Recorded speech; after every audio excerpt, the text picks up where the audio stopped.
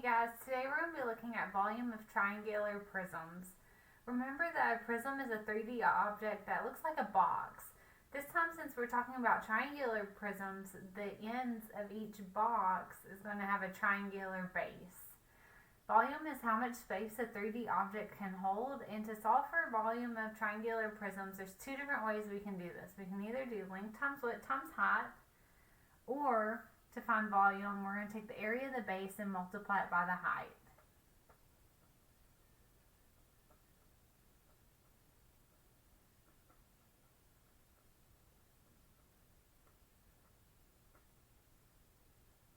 Remember from a previous video, big B stands for area of the base.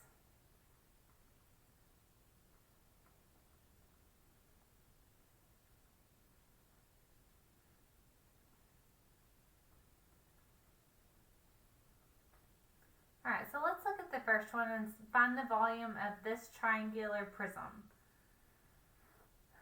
Before we just jump into it, let's highlight or color some important parts to this prism. So this triangle here and this triangle here, these are the two bases, and we've got to find the area of at least one of the bases.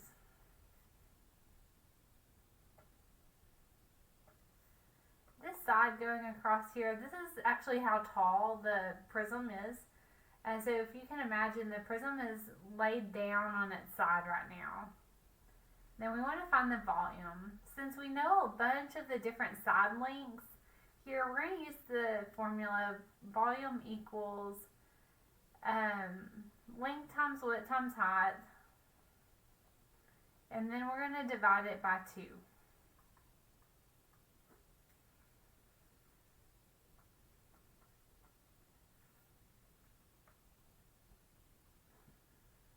Alright, so we need to know what the length, the width, and the height is. That's only 3 numbers. I'm noticing that there are 1, 2, 3, 4, 5 different numbers in this picture, so apparently 2 of them we will not need.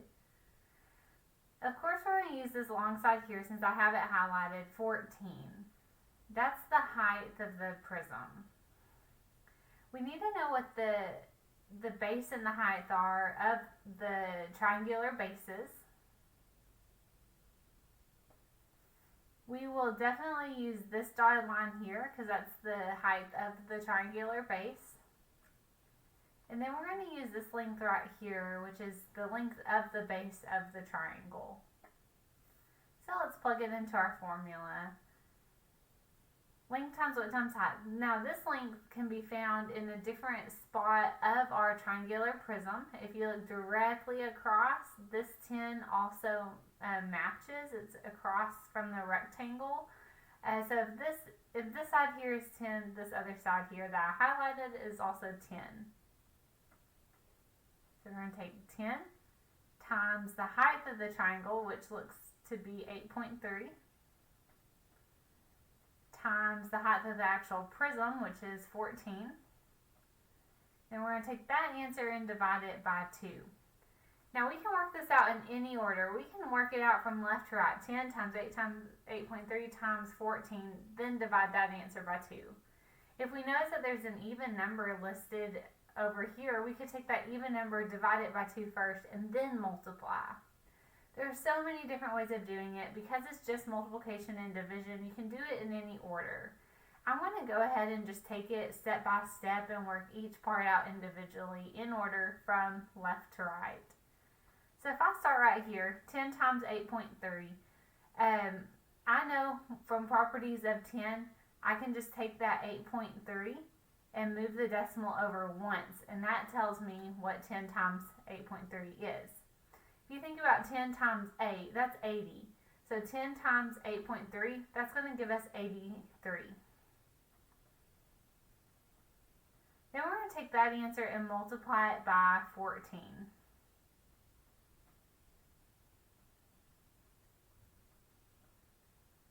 Four times 3 is 12. 4 times 8, 32, plus 1 is 33. Add a 0. 1 times any number is itself. We're going to add these numbers up. and I'm getting 1162.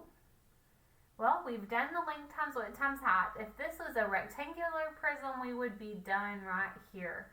But we also needed to take this answer and divide it by 2 because it has a triangular base.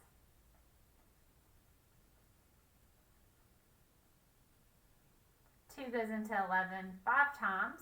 2 times 5 is 10, so we'll subtract and get 1 left over. Bring down the 6. 2 goes into 16 8 times. 0 left over, but we need to bring that 2 down, and then 2 goes into 2 once.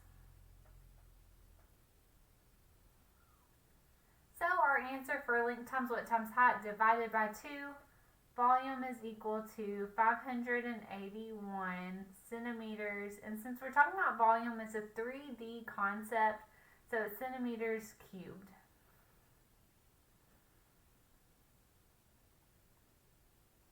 Alright, let's look at the next one. If the area of the base, or big B, is equal to 40 inches squared and the volume is 180 inches cubed, then how tall, x, is the prism?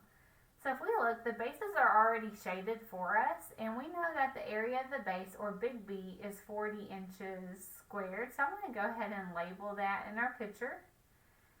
We don't know what the height is, but we're looking to find the height.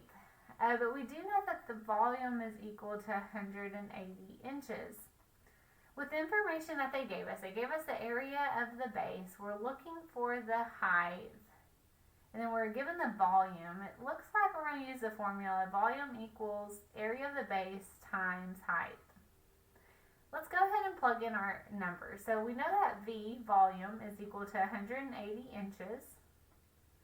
Big B is 40 inches squared.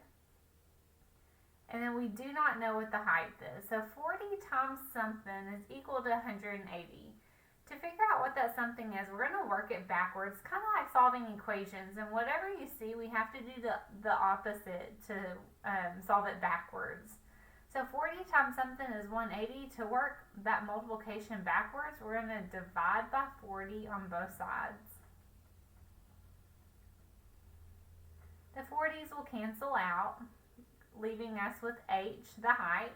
And then we got to figure out what 180 divided by 40 is. Now I see that there's a 0 in each of these numbers. We could simply cross those off to make our work a little bit easier. And so now all that we have is 18 divided by 4. 4 goes into 18 4 times. 4 times 4 is 16. When we subtract, there's 2 left over. Don't forget to put a decimal and then bring your 0 down. 4 goes into 20 5 times. So our answer for height is 4.5 inches.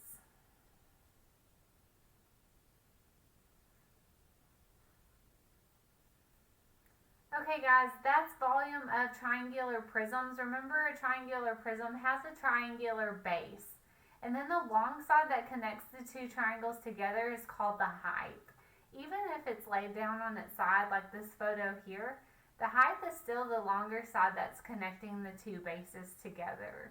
Recall that our two formulas are either length times width times height divided by 2, and that's if they give us all the side lengths to the picture, or volume equals area of the base times height, and that's maybe if they give us the area of the base, then we can just plug it into the formula and solve. Thank you guys for watching.